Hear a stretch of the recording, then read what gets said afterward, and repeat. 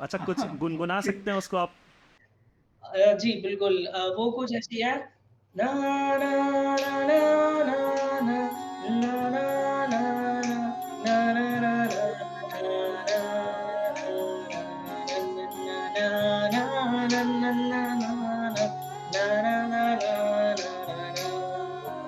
अभी भी उस वीडियो के ऊपर व्यूज़ आते हैं कि मतलब कि अभी वो स्टक हो गई है? बिल्कुल आते हैं, बिल्कुल आते हैं। तो आपको म्यूजिक इंडस्ट्री में आने का मोटिवेशन कहाँ से मिला?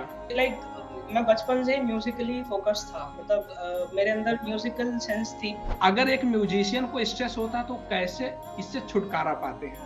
ये बहुत ही डिफरेंट क्वेश्चन है मेरे लिए क्योंकि बाकी लोगों का तो मुझे पता है उनको स्ट्रेस होता है तो वो गाने सुन लेते हैं। जागो मोहन प्यारे जागो सांवरी सूरत मोरे मन भाव। ये एक सिंगिंग बाउल है। मैंने एक फ़िल्म करी थी, एक साइलेंस क्रिएट करने के लिए मैंने इसका यूज़ किया था और ये हील करता है और ये ओम की साउंड प्रोड्यूस करता है। अगर हम इसको प्ले करें तो ये कुछ ऐसा साउंड करेगा।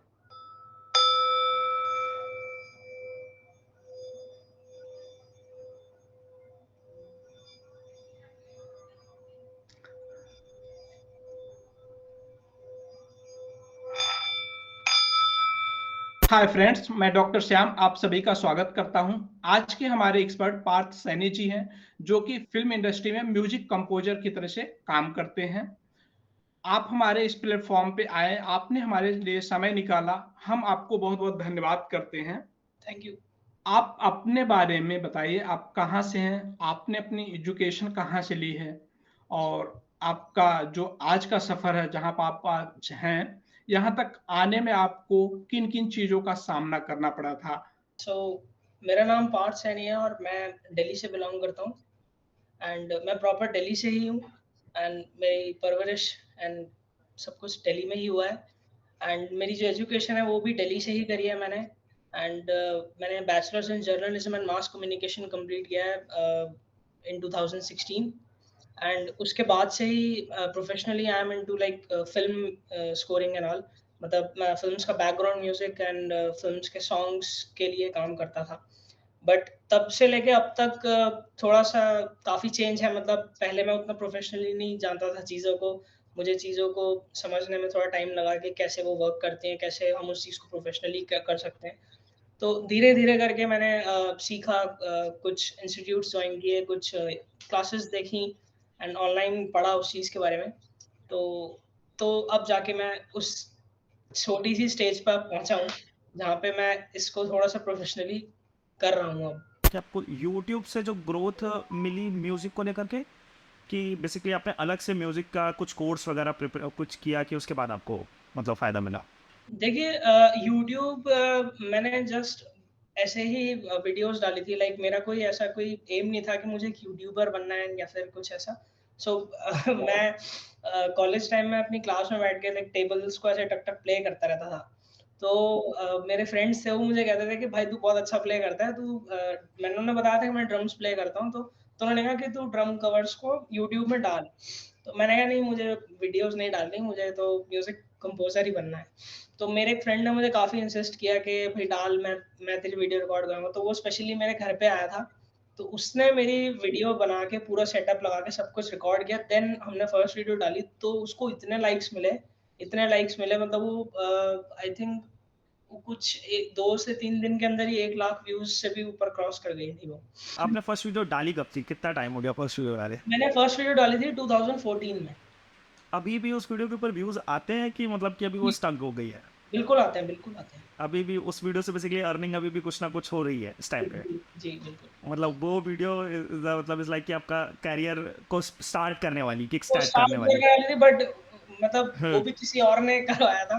मेरा फ्रेंड है उसी ने ही मुझे इंसिस्ट किया था कि करो, करो, करो तो उससे पहले मेरा कोई ऐसा एम नहीं था कि मुझे वीडियो अपलोड करना है एंड ऑल।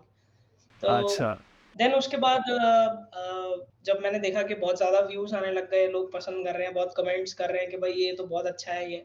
देन मुझे खुद से मोटिवेशन हुआ कि हाँ, खुद से कुछ करना चाहिए। फिर वो सेम सेटअप मैंने लगा के अपनी दूसरी वीडियो अपलोड करी।